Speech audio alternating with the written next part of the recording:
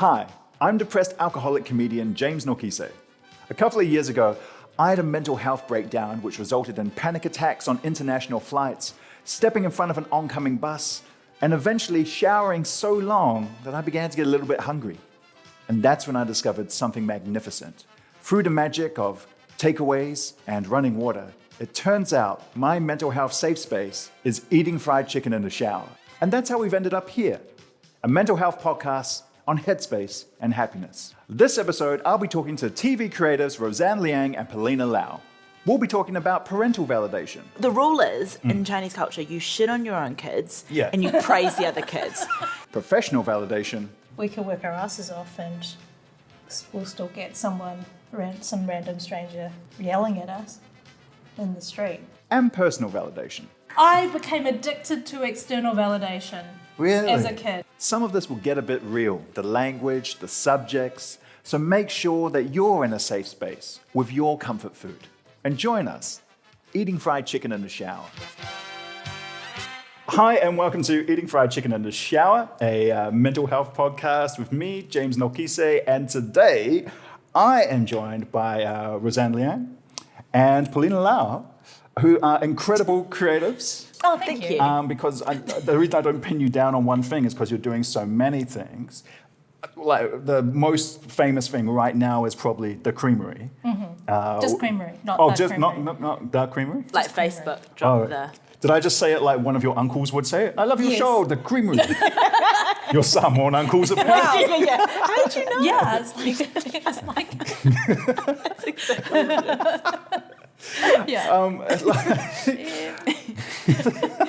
With the Creamery, can you give me a quick with Creamery. That's the episode. Sorry. No, it's fine. You just corrected me like a Samoan auntie. Yeah. No, Creamery. Sorry, was that appropriation? No, I think no, because half the Samoan aunties are Chinese, so that I makes was going to sense say it was more anyway. Chinese than Samoan, but it was accurate. Yeah, it's accurate. That's right. Because you guys Chinese heritage, is that right? Yes, Yeah. I'm Hong Kong Chinese. Same. Yeah. Yeah? Chinese, Yeah. yeah. Cool. And that in Hong Kong, is that like, were you guys born there or born in New Zealand? Born in New Zealand, yeah. Yeah, born in New Zealand. Parents are from there, moved over. Yeah, cool. So they've been here for my parents have been for like 40-something years. Yeah. I think they came in the same way. Yeah. Same boat. No, that's the same with my parents. Like, a lot of people think like my European is all New Zealand European, but my mum's Welsh. Like she came over because she met Dad, and Dad was like, "Come to a magical land," and so like, Really far away. Yeah. And they're like, yeah, okay. Yeah, shout out diaspora. Actually, my mother was like, "No, I don't want to." Because like all I know about Hong Kong is like most Pacific Islanders is Sevens rugby and a video store's worth of martial arts films from mid 1980s to the early 2000s. Oh my God, yes. Yeah. Yes. Like, do I know New Zealand history figures? No. Do I know action stars from Hong Kong for a 15-year period? Yeah. Do you know? Oh my God, I had this VHS of Jackie Chan's City Hunter. Yes. Oh my God. Yeah. The hamburger boobs. Oh my God. Yeah. So what is this? Jackie Chan's really fucking hungry. Oh, sorry. No, He's really you hungry. can swear. It's fine. Jackie Chan's really hungry and he's saving this boat, right? Yeah. But he's fighting a crime and he's really hungry. So he sees this woman in the pool and he's so hungry that when he looks at her boobs, They become hamburgers. Like literally hamburgers go boop, boop, boop, boop. Is that like, as a filmmaker, is that a big inspiration? City Hunter. Yes, City Hunter. It's such a terrible movie. When James. When you're making your own stories, are The you? hamburger tits. Yeah. There wasn't a moment during your last Hollywood blockbuster where you're like, Chloe, I've got an idea. We're just riffing. So this monster's really hungry and What do you see? for a moment, no. Absolutely, that's not appropriate. You would have been epically called out, borderline cancelled, but there would have been like 40 to 50 Pacific Islanders. You were like, City Hunter. Yeah. Yes, I see it. Yeah. So guys, what chicken have you bought? Is it breast or thigh? Are we breast or thigh people? I don't know. I said I was a thigh person. Yes. Okay. Yeah. Cool. I'm much more of a hamburger myself. What have we got? What have we? Let me pass to you. This is your chicken. Thank you. That's yeah. That's Yeah, one each. How come? I Thank think. you. I don't know. I think we can we'll share. find- We can share. Okay, all right. That's the vibe. We've got sauces. What have you got? Oh, you've got. I've got the chips. Oh, right. You're oh, not going to wow. No, absolutely. Okay. Oh, you really did become a Samoan, aren't you? You're not going. No, sorry, this is my one. Sorry. Are you sick? Yeah. Oh, what are you having? You're not well. Oh, you've got the potato. Almond. Wow, this is Look cool. at this. Look at these chips. Yum. That's cool. This is pocharo chicken. No, just That's poacher. just- Oh, poacher. That's the chicken. Oh, that's the chicken. chicken. Cool. But it's shaped like an R. I can see your. You can see how I got there. See where you went. How's it been with the success of Creamery? Like, did you expect it? Like, it's a great show, but like, did you expect it to Thank really you. pop with people? Oh, it's fun. I really I like it. didn't really think about it because I think with Flat 3, it was, this is a mess, isn't it? Was YouTube. Yeah. So in some ways, it's like you put things out there on YouTube and it's so easy it'll just get buried and no one will ever find it. And I think I just sort of had that mentality with the show because I thought, oh, well, it's quite late, but, you know, if people might find... I mean, there's so much out there to watch all the time. How do you compete for audience? So I didn't really take into account. And so when it did come out and people were talking about it, I was like, oh, this is great. People know it's around. It exists. Yeah. Yeah. It's I don't think anyone when we made it we don't expect anything, but I guess we had a hunch that we were making something that was pretty new and different. Yeah. And so when people responded in a really positive way, it was I think you've had quite a lot of people coming up to you just in public, right? Can you tell that story about like the the work construction? the construction workers? Oh, that was probably my favourite interaction. So I walk up to work every morning after past Sky City, and there's all the they're doing that big, massive construction. And every morning it's like 6 a.m., just before 6 a.m., walking past. And generally it's the same. Obviously, we're all on the same shift, so I see the same people every morning. Yeah. And there's one guy I always say hi to, and then there was one morning where it was him and a younger guy. And I was walking up to them, usually I'm on my phone, and then kind of just go, oh, morning, and keep walking. And then the week that came out, walked past, I was like, morning. And the guy was like, hey, you're on that TV show, eh? And I was like, yeah. I watched it. Cool. Thanks. Yeah. Bye. All right, bye. Have a good day. And I was like, this is the most wholesome interaction I mean, that's I've ever had. from construction And it's workers. so Kiwi as man. well. Yeah, that's like The high Kiwi the praise. low Kiwi. Yeah. Just like, yeah. Yeah, I was watched like, it. I'll Yeah. take this at 5:50 a.m. Yeah. in the morning. For people Happy listening with it. overseas, that's a 5-star review in New Zealand critique. Hey, you're on the Kiwi show. I watched it. Watched it.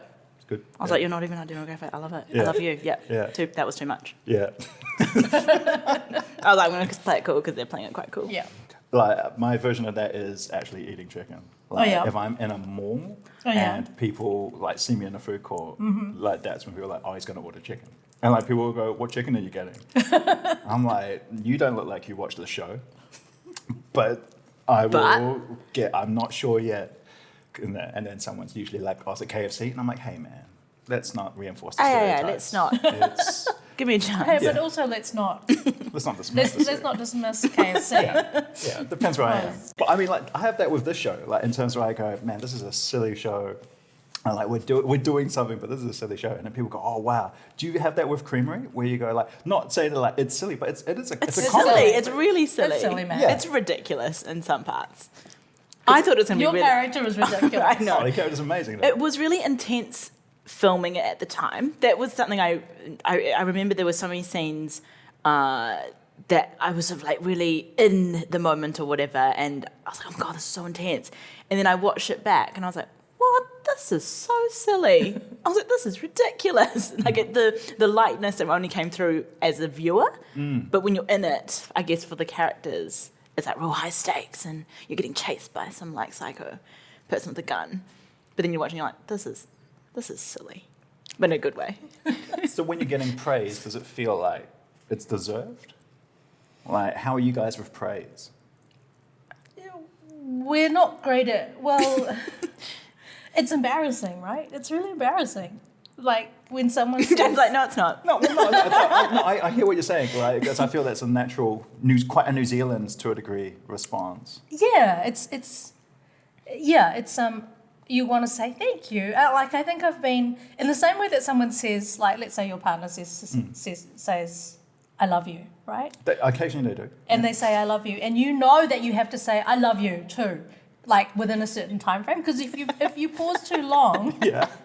there's going to be questions. Yeah. Right, so There's gonna be questions. If I say I love you, and you, Yeah. you have to say I love you Yeah. too. Yeah. In the same way people go, I really love your show. Yeah. I know that I have to say, oh, thank you. Yeah, right. No, I love your work too. And sometimes that comes out. Like if I know them, if they're in the industry and they've, let's say they did a play 2 years ago, or I watched their short film that they made, and I go, oh, congratulations on that thing you're doing. And they're like, don't do that. Like Just Yeah. let me, just take the, take the, just accept it and don't try and spread the, I don't know. I don't know. How are you with, because again, this is something I have, of how are you with family praise? what family? I don't get that. What do you mean? No, mean I family understand praise? that. Like, my dad said he was proud of me, like, last year. It's just like, The first time? What? Yeah, I think so. Seriously? Like the siblings that, I think he said it over the year. He might have, but it was like in front of the siblings, and they were like, Oh yeah, yo, that's a big. you're about to get made a chief or something. What did you do? What was the, sorry. Oh, I did. What did you do? I turned into like a 14-year-old. Like, I just went, oh, thanks, Dad, thanks. No, but No, what did but you do what did you do to get the warrant- praise? What had you done? I think I'd gotten I'd hustled a lot of work out of lockdown because I live in London, and so I'd been trapped here, and he'd watched all of my work evaporate. So I lost like my whole work and career in the UK and that. And I'd been staying at his place. And so I think he'd finally seen the work That you actually. the Yeah. the early mornings, late nights, the constant writing. And so when something and we were having a family dinner, I think it was my sister's birthday day. She's like, And it's she's my like, birthday. excuse me. Excuse me, time and a place. Yeah, right. But Now's not the time.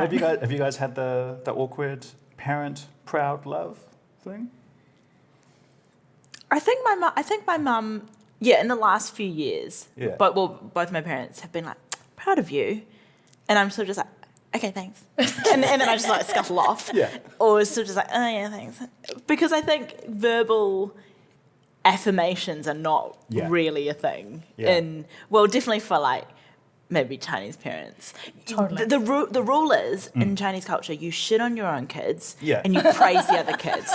So from like Yeah, day right. dot. Yeah. So say we're like kid friends and Roseanne's at our house. Yeah. Your parent will be like, look at Roseanne, look at her helping around the house. Why can't you be more like her? You know, What? no, that was that kind of stuff. Yeah. And then say Roseanne's mum's there, she'll be like, Yeah. what are you talking about? Yeah. Perlina's amazing, but Roseanne, she's terrible. Yeah. You know, Yeah. and it's just this sort of like kid off. Yeah. I don't know of who's got the worst kid. Yeah, right, Yeah. right. So it's very like it's humble to a ridiculous degree. Yeah. Play humble, would you say? Yeah, almost, because there is a sort of like you have to sort of like keep appearances up. It's that thing. There's a way to do things, and you just follow the rules. Yeah. So the verbal praise is not really. I don't know. At least that's what it was like. Yeah, I don't get it, but I think what the message that the parents have been receiving over the years is that they should show their love sometimes. So they'll try and be like, okay, I'm Not proud too of you. often. I'm proud of you. And Yeah. you're like, thank you. Let's not do this. Are you though? But like, because Perlina, when you're saying that, I'm going, oh yeah, Pacifica is a lot like that too. But the mum will be vocal, and like even when they're doing the hate or something, or they're ripping the piss out of you, there's kind of like, do you get a sense of the underlying love? Or Yeah. Yeah, it's not serious. It's not done in a Yeah. you're terrible. It's just sort of a more it's playful. And it's only with your family. Like, you can only rip your family. Like, Oh you yeah. rip- You can't rip other people's family. No. You have to only praise others Yeah. and rip your own family. And then could I ask, how are your dads with emotion? Having just told you about like mine taking 18 years. Like, but like, how are your guys' dads? I think similar. Can they do it? And I don't My dad's more emotional than my mum, so he was probably more vocal. He was the first to be more vocal. Yeah. But that was probably not until I was like 18. Right. Yeah. Why? Because I was leaving on a gap year to England for a year. Oh, right. And at the airport they were like, I love you. And I was like, what? I was like, okay, bye. Weird, gross. And I remember, We're not Americans. Yeah. it was really like, almost not confronting, but they just never said it really before. They might have said it like once or twice, but as an adult, I don't think I'd heard it that much. Yeah. And I was like, it's because I'm leaving for like more than a week kind of thing, more than school camp. Yeah. Yeah. Because I remember when, I think it was about 22, 23, I remember a really clear, subtle but clear shift in that I think because my parents were splitting up at the time as well, and my mum was definitely sort of, she's obviously going through a lot of grief, and it was really awful for her and stressful for her. I mean, but for both of them, but she really was a bit more sort of emotional about it. And I think there were times she would say things that I would sort of think,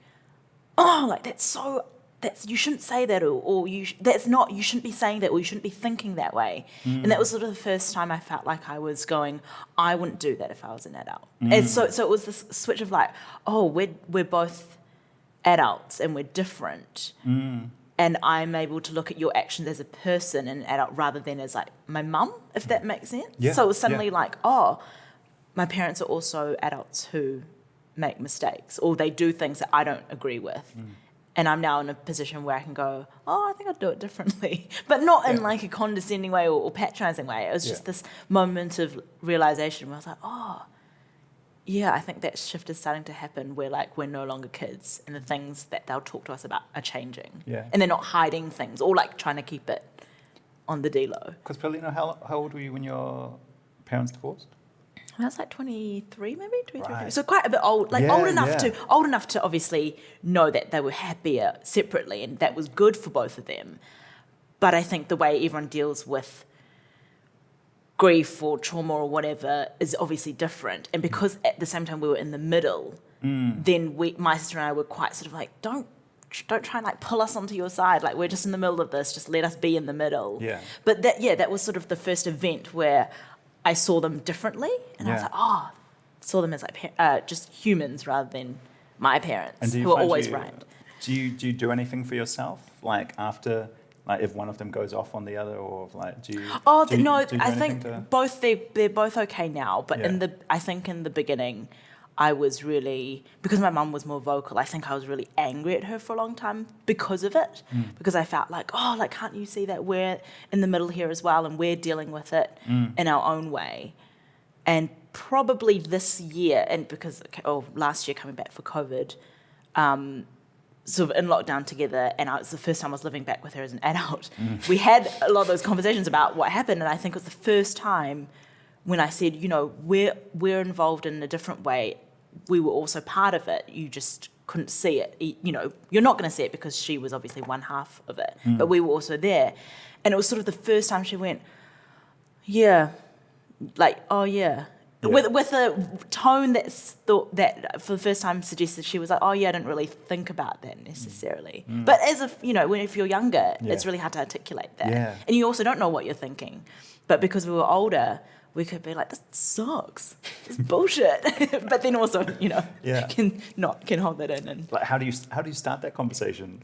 It's a lot easier when you don't sit down and go, okay, we need to talk. Yeah, no. I think it was actually her. She was having a rant about something. And also last year was really, I think she was definitely a bit anxious about... Yeah, everyone. Everyone was, yeah. So there would be bursts of kind of thing. And also living together as an adult. Suddenly, oh my gosh. Yeah. I have my way of doing things, you have your way of doing things, and they are not the same. And trying to navigate that. And it would just be outbursts of whatever, and she might just make like a sort of throwaway comment. And I'd just be like, no, you can't say that. So then I'd like pick up on it. Yeah. And it was also like, well, we might as well talk about it here. We've got nothing else to do. Can't go to the supermarket. Can't escape. I was like captive audience. Absolutely. Yeah. That's. I didn't realize my mum loved watching British crime. so much, so loudly, and so late. And I don't know if either of you have tried to go to sleep in the middle of a pandemic when a woman is being murdered downstairs. Oh my God. Just like walk down and there's Taggart going, "There's been a murder." And I'm like, it's like, Mum, didn't we watch this in 1998? The first time? It's also the volume. The volume. The volume, man. Everything's really loud, and it's got to be an 8. Because I'm like, shh. You know, she's on the phone talking to her friends, telling my lockdown story 20 times. That was the other thing. Oh, she's just come back. You know, okay, so she came back on the Tuesday, and then London. Yep, no. So London. So she came back, arrived. No, I went to pick her up at the airport. Yep, masks. It was masks. God. And I was like, if you tell the story one more time, honestly. But it was like 20 times. And I was like, shh, your voice is very loud. The TV's very loud. Everything's very loud. Well, what did you do? Can I ask? Because I went for walks. I was very, very lucky. I've never been more excited about walks in my life. I also went for walks every day, like 2 hours. Yeah. Whoa. Yeah. That's a long walk. Look. Yeah. Yeah. But there was nothing, like, of a day of what?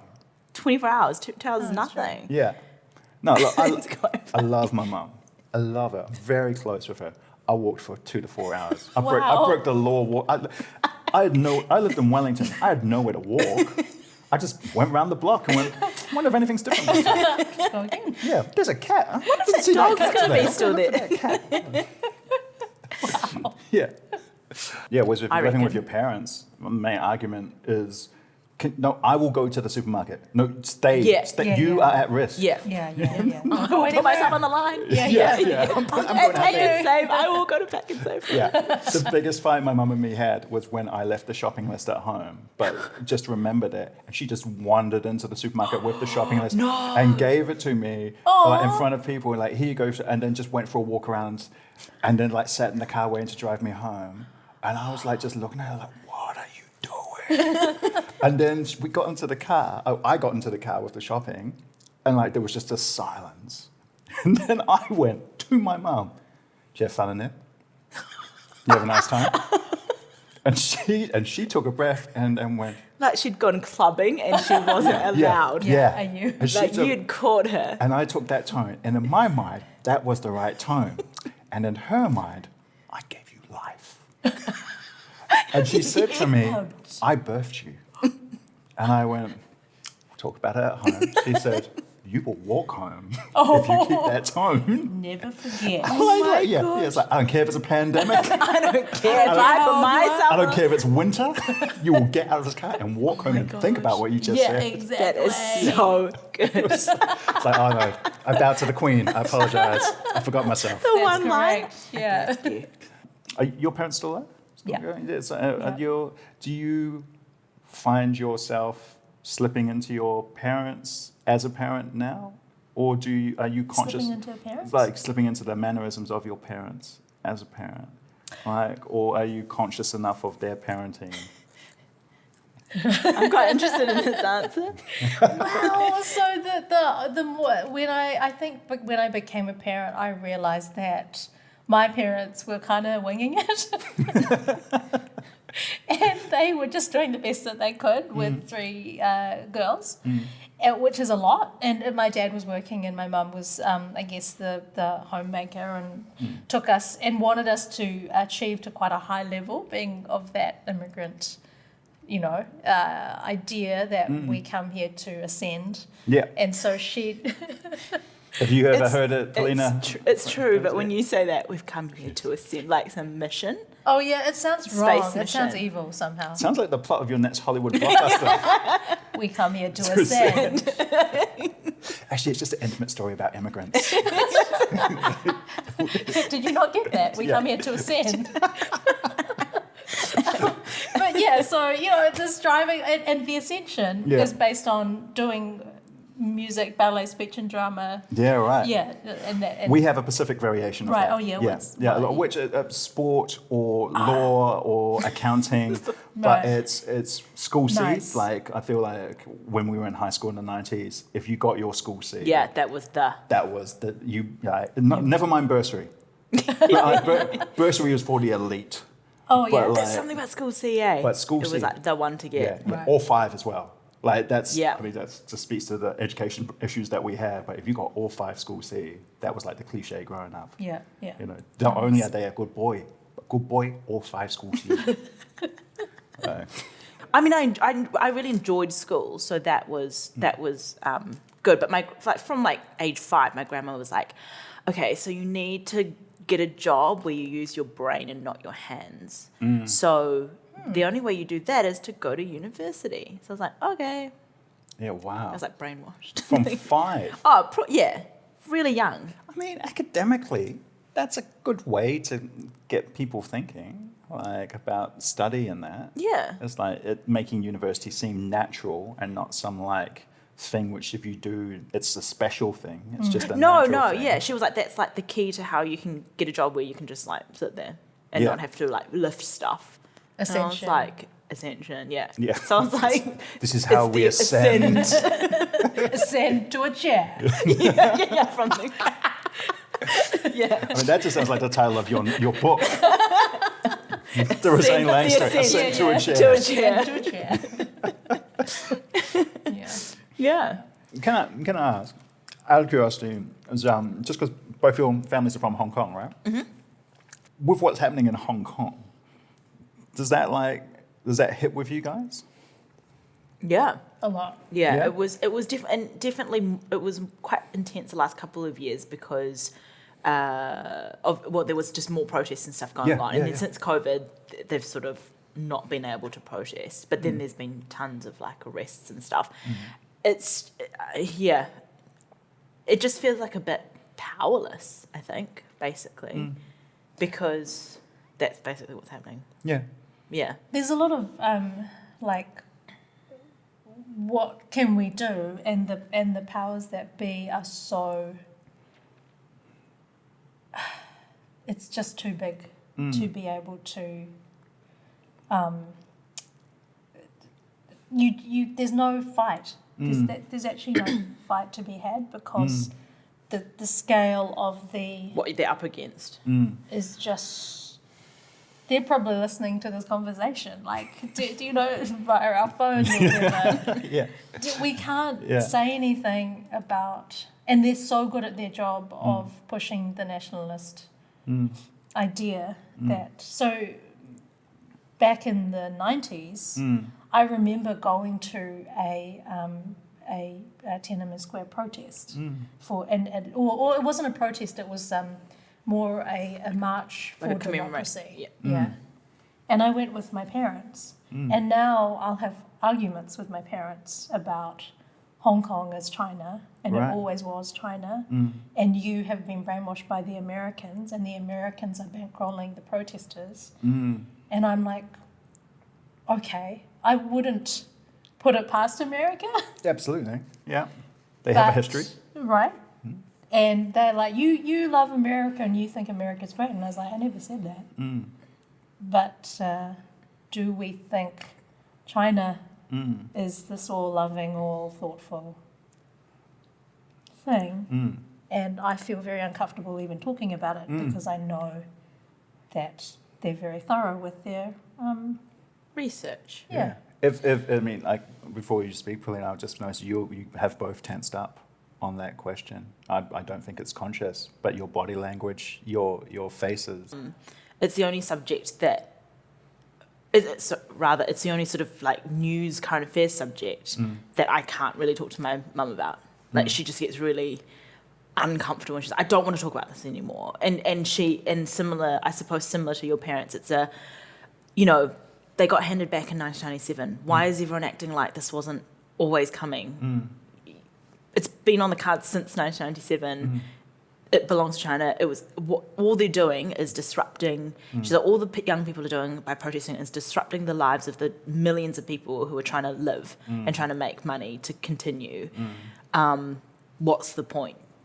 And it's also like maybe they're of a and I wonder if it's because my mum's like of a generation, my parents are of a generation where you don't protest, you don't speak out, you don't talk about politics, you certainly don't go out and march out in public about politics. You just sort of go along with whatever's happening.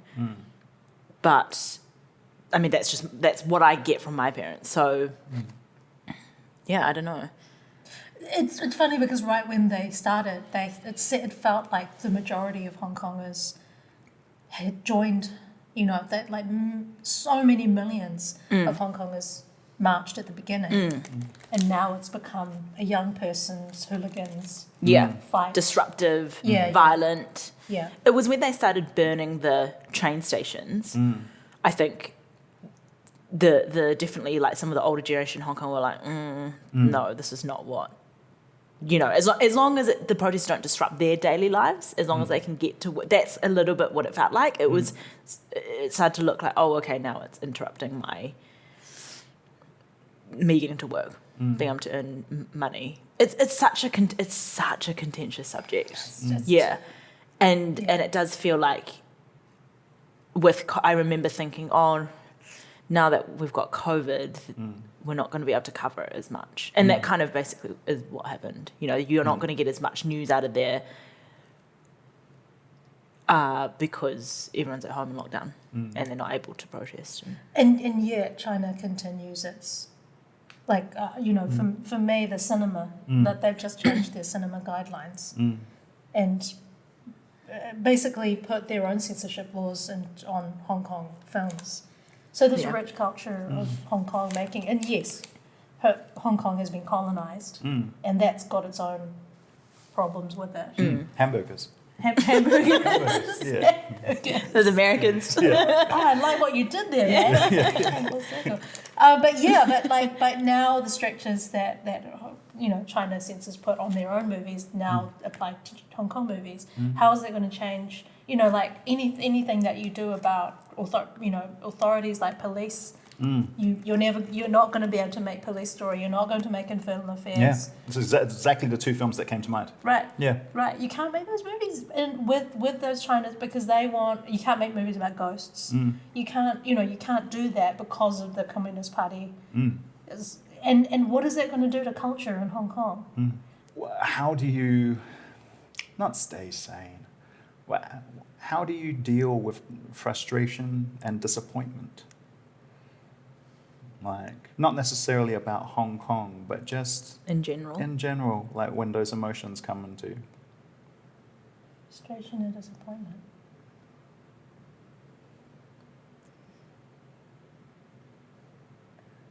I think that the idea is that we can work our way out of it. Yeah. That if you just work hard enough, then you'll work your way out of it. And this is another thing which I just learned, not just, but that this idea that you can work hard and get your way out of anything is a trap, is a story, is a fairy tale that some people tell us. Because the system itself is screwed, and this is a way to subjugate people by telling you, oh, you can work hard but we can't work our way out of discrimination. We can't work our way out of prejudice. We can work our asses off and we'll still get some random stranger yelling at us in the street. So I don't know how I, other than it'll pass maybe, like. I was going to say I think that's my thing. It's just that I'm like, everything is temporary. So if it's a shitty feeling or a crappy, just anything if it's like negative, I think my first is like, oh well, it's not going to last forever. And then it's same with like good things. You're like, this is probably not going to last forever too. So might as well just like, enjoy it while it's happening. Yeah. And that seems to work for both. Applies to both, I guess. I mean, sorry, that sounds really like, oh, it's fine, get over it. And I don't mean it like that. I think it's just my way of dealing with if I'm feeling frustrated. I'm just, okay, just chill because it'll, in like a day or two, it won't seem like it'll seem like a blip compared to what it does at this moment. Yeah. And I try to do like if I'm making a decision about whether to do something, I'll be like, will I remember it in 5 years? Probably not. Who cares? Don't do it. Right. Yeah. Or will I? Maybe. So I'll opt for that. I'll opt for it. Right. I was just thinking about like the research and how it shows that we're negatively charged. Like we focus more on negative things than we do on the positive, and that could be evolutionary because. Like a risk assessment, right? Yeah. Because you Yeah. maybe we're more evolutionary successful if we look at the negative. So when bad shit happens, like, and it's, in the scheme of things, it's not that big a deal. Final question, which I ask of everyone who comes in here, because this shower is my safe space, and there's food, and it's very lovely. It's been lovely to have you both. Is there anything you guys, either or together, would like to share in the shower while you're here? Anything you guys would like to put on the table? Share. Yeah. Just any thoughts on mental health or anything from today? Or yeah. There's no wrong answer. There's no wrong answer. The I have pressure. to have a good answer. You can't say that to me.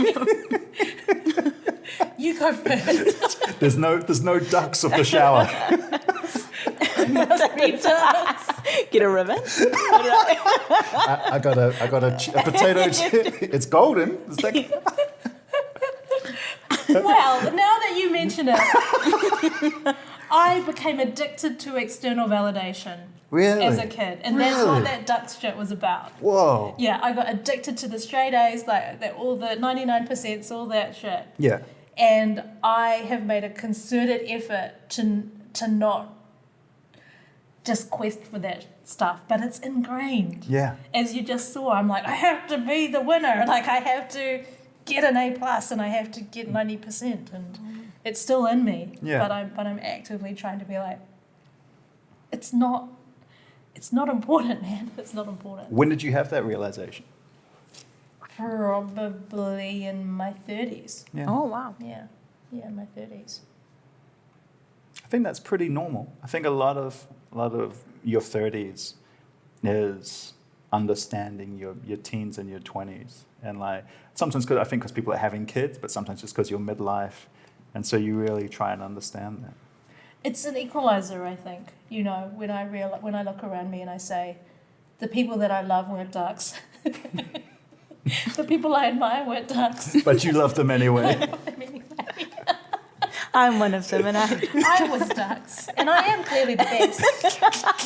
But the second best wasn't a duck, so it must be okay. And what kind of things have you done to try and address it? I think you're right. I've met a lot of people over the years who have a similar kind of thing of needing that external. Funnily enough, in stand-up comedy, there's a lot of people who really need external validation. But what are some things that you've done? I think actively trying to, in conversations, not talk about myself. Right. Because when you talk about yourself, I think you're looking for a reaction, I think. Well, it's interesting in stand-up comedy because you're on stage and your currency is a reaction. But I think I walked around life like that. Yeah. And I was like, the art of conversation is really to connect with someone and to ask them questions about themselves and find connection that way, rather than talk about the things that I've achieved and how good I am at things. But that's really interesting, of like taking time to be conscious in a conversation, of not talking about yourself and that addiction to validation. There are different ways, I think, to talk about yourself, or to talk about yourself to connect, or to connect with someone. But yes, sometimes if you're telling a story, it's a form of boasting, because you're trying to get, you want someone to say you're great. You got chicken in you. Oh, that's a good look. I like to keep chicken there. Why? Where do you keep your chicken? Sometimes you want someone to say you're great. Sometimes you want someone to go, you got some food chicken. And that's why I love Perlina. That's why she keeps it real. Queen, I've got you. So sorry, I know you're saying something profound, Hamburgers. but no one's going to take you seriously now you've got chicken in you. I can see both your mums deconstructing this episode. Well, your daughter had chicken. Perlina, what about you? It's like anything you'd like to share? I think I have a very good friend who our catch-ups are always we just talk. We just sit on the couch and talk. We don't ever really do anything. We don't ever go out. I'll just have a cup of tea at hers and we just talk for hours. And she said something once to me, like a few years ago, that I was like, oh my God, she's absolutely right. And she said, I'm really chill about being intense and you're really intense about being chill. Wow. And I was like, oh my God, you like nailed it. Because she's full on and I'm always like, just calm. Like you're being quite loud and just calm, you know, like you're very intense in your conversation in the cafe. I was like, that's probably why I sit at her house. And she's like, you're just so intense about being chill. And I think I'm always just like, yep, no problem. And probably in the last only like 5 years, I've gotten to the point where I've been like that for so long. That's my first go-to answer. And then I'm like, I'm really overwhelmed and stressed, but it's my fault because I said it was fine. And I think I'm only like now figuring out when to be like, no, like that's my limit, or because I don't want to come across as not difficult, but I come across as like flexible, I suppose, in like a working environment mostly. And I want to be amenable and I want people to not like me. And I get flashes of like voting for class captain in school and I'm like, people don't like me.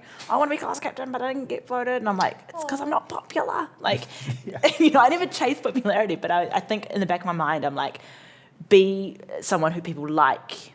Not a pushover or a walkover, but in my personality. And I was like, yeah, I need to just either embrace the intensity or like just, yeah. You want to be someone that a builder will stop in the middle of a morning And say, you know. You got that chick off the TV? I watched it. And I just walked out and I was like, oh. Class captain. Chicken everywhere. Throwing chickens at people. I ain't gonna fuck my class captain now. Eating Fried Chicken in the Shower is produced for RNZ by Charlie Bleakley of Fruit and Nut Production. The engineer is Ronnie Powick. The executive producers are Justin Gregory and Tim Watkin. You can find this podcast however you just found this podcast. Or if you're listening on the radio, go to RNZ's podcast page and look for The Chicken. If you're rating podcasts and you want to rate ours, give us 5 stars. Remember, more stars, more chicken. If you want to share your comfort food and your mental health safe space with me, then you can tweet me on @JamesNokise. If you're experiencing mental health issues and you're in New Zealand, you can text 1737 or go to the RNZ Fried Chicken page and we'll have a list of different mental health practitioners that might be able to assist you. If, because of the pandemic, you're experiencing COVID-related mental health issues, you can go to www.health.govt.nz. Look for the COVID page and you'll be able to find mental health resources there. Stay safe. Whaftai lava. Matua.